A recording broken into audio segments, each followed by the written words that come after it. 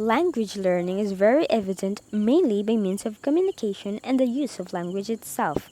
But how well would students learn more effectively? Would it be by simply letting the students speak out and give them the freedom to self-discovery? Or by simply teaching them and assessing them to become more participative? Or it could be both. Anyways, I'm Assessor Rivera and I'm glad to welcome you and impart some of the methods and approaches to language teaching. Basically, I have here two topics to discuss, and as you can see on the screen, these are the communicative language teaching and the silent way approach. So, let's begin. These are the following objectives. First, we're going to define the following topics: the communicative language teaching and the silent way. Next, explain its approaches to language as well as learning. Third, identify the teacher and learner's roles and in relation to activities and instructional materials used. Lastly, differentiate and determine the importance of both approaches.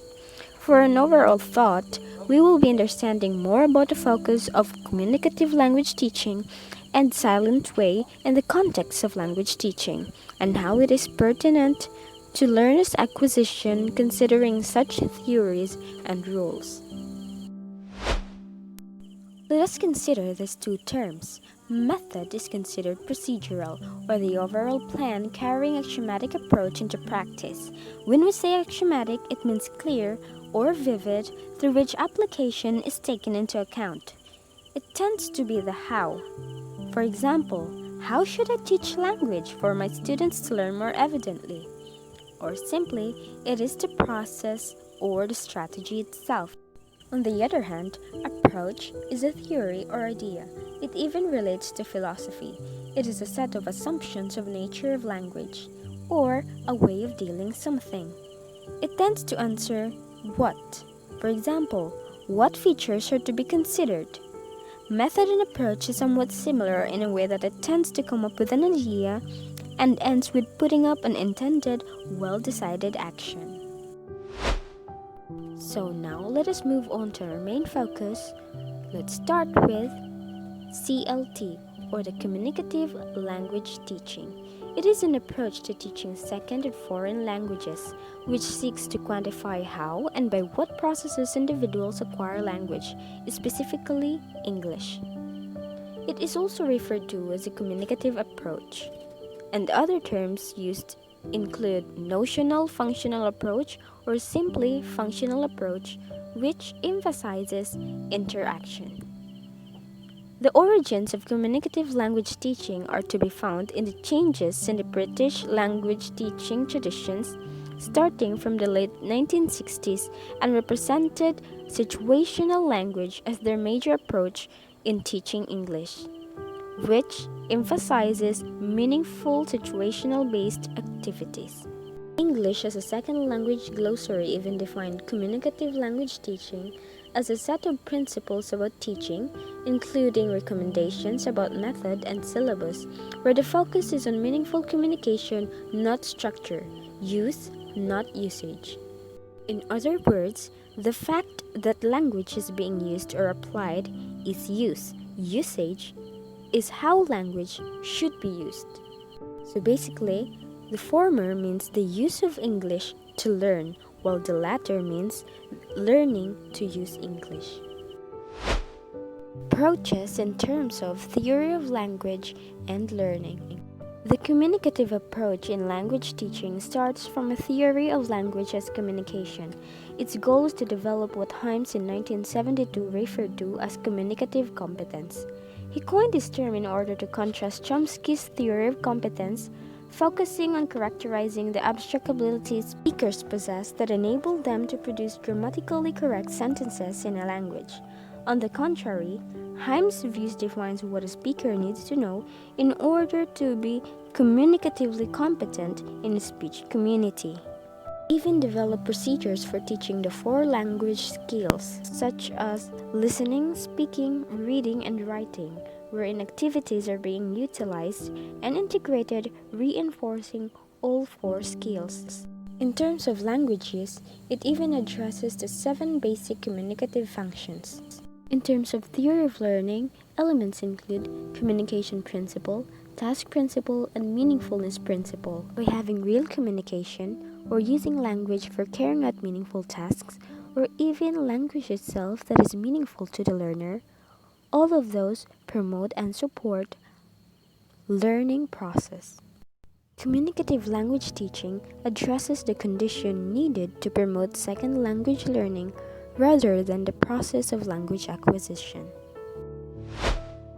Holliday's functional account of language use favored in communicative language teaching, which proposed 7 basic communicative functions.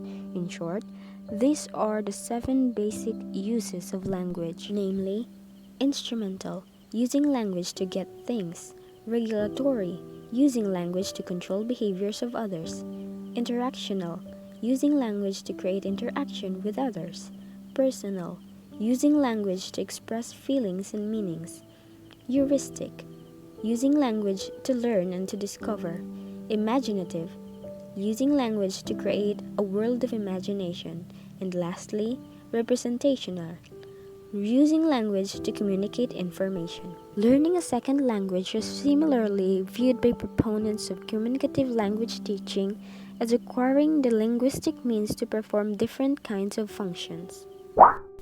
The following are the roles of teachers and learners. The teacher is only seen as a facilitator or serves as an organizer of resources and a resource himself. He is also seen as a needs analyst or technician, which assures responsibility for determining and responding the learner's language needs. By knowing the student's preference, the teacher is able to administer assessments to determine individual motivation for studying the language. Learners are more comfortable with peer interaction, though this is also considered teacher-student centered, which means both parties are involved. From being passive, learners are encouraged to be more active, leading to an increased participation. Communicative language teaching views materials as a way of influencing the quality of classroom interaction and language use. These are the 3 kinds of materials: text-based, textbooks, taking notes; task-based, role-play, handbooks, student interaction booklets, and interviews; realia, signs, magazines, advertisements, visual resources, and the likes. Learning activities should be selected according to how well students are engaged in meaningful and authentic language use, then practicing language patterns necessary to develop communicative proficiency. Let's move on to the silent way approach. Silent way is a method of language teaching founded in the early 1970s by the Egyptian mathematician and educator Khalib Gategno. He introduced his book entitled Teaching Foreign Languages in Schools, The Silent Way in 1963. It was based on the premise that teachers should be silent as much as possible, but the learners should be encouraged to produce language as much as possible. It includes the use of color charts and Cuisenaire rods. Cuisenaire rods are small woods of different lengths and colors. It is used to represent various areas of language. Cuisenaire represent words in a sentence or express meaning, for example, numbers, colors, or preposition. A famous quote from Benjamin Franklin: "Tell me and I forgot, teach me and I remember, involve me and I learn."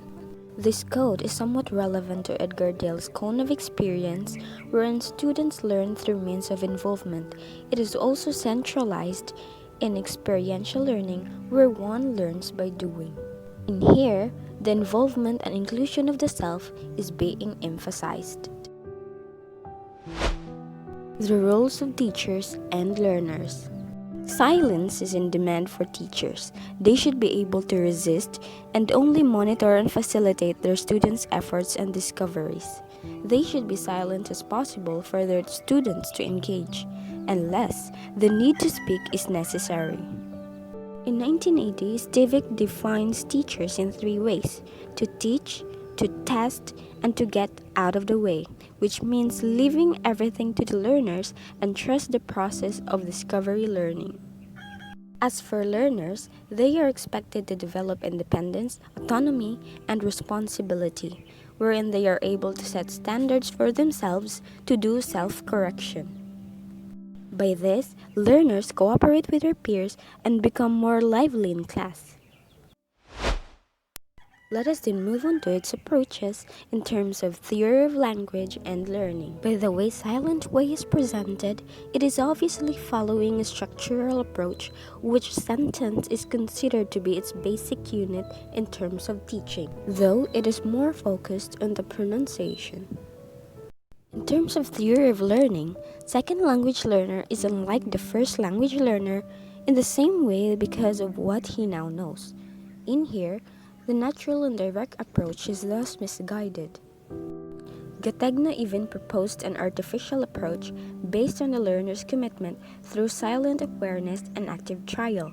This is also based on a principle of successful learning which involves the commitment of the learner to language acquisition. Literally, the commitment of oneself. Silent Way views materials as a way of engaging students to have experiential learning wherein it tends to provide them with manipulative tools and lets them learn by themselves in their own styles. Learning activities should include accompanying tools such as Cuisinart rods and color-coded charts such as the Fidel charts integrated automatically with sounds in it. Here are the brief summary of the second language teaching methods. In communicative language teaching, the focus is to enable the learner to communicate effectively and appropriately in various situations she would be likely to find herself in. Communicative language teaching functions such as inviting, suggesting, complaining, or notions such as the expression of time, quantity, and location. On the other hand, the Silent Way approach is so called because the aim of the teacher is to say as little as possible in order that the learner can be in control of what he or she wants to say. No use is made of the mother tongue.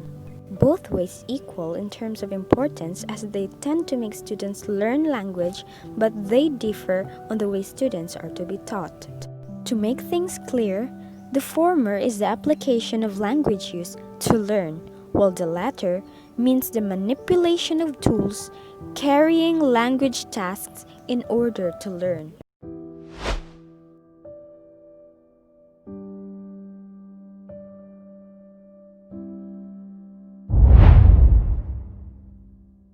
So that's it. Thank you for your time and I hope you learned. Have a good day everyone. This is your reporter signing off.